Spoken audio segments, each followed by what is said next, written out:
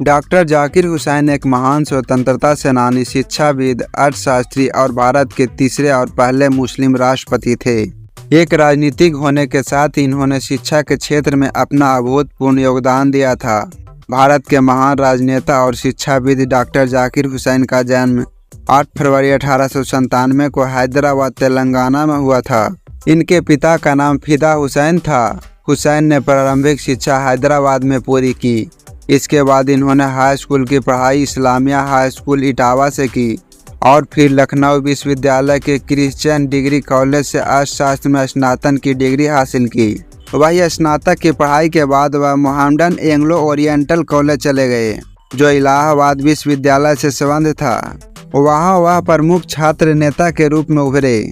बता दें कि जाकिर हुसैन जब मात्र 23 साल के थे, उस दौरान उन्होंने शिक्षकों और छात्रों के एक समूह के साथ राष्ट्रीय मुस्लिम विश्वविद्यालय की स्थापना की, जिसे वर्तमान में जामिया मिलिया इस्लामिया केंद्रीय विश्वविद्यालय के नाम से जाना जाता है।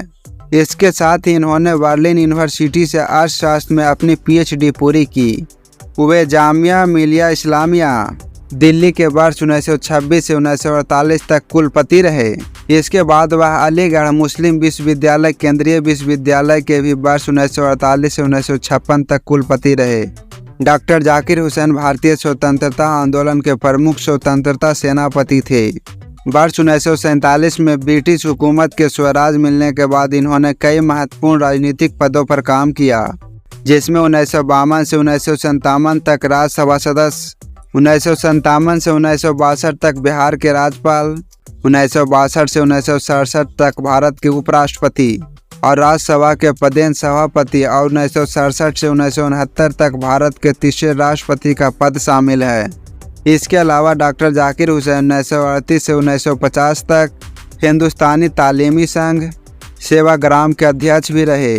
इन्होंने जर्मनी में रहते हुए उर्दू के महान शायर मिर्जा अब्दुल्लाह खान गालिब के संकलन को सामने लाने में महत्वपूर्ण भूमिका निभाई थी।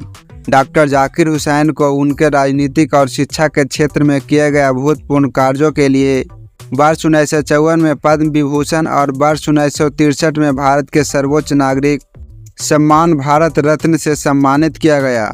डॉक्टर जाकिर हुसैन को 13 मई 1967 को भारत के तीसरे राष्ट्रपति के रूप में चुना गया था, किंतु अपने कार्यकाल के दौरान ही उनका 3 मई 1969 को निधन हो गया।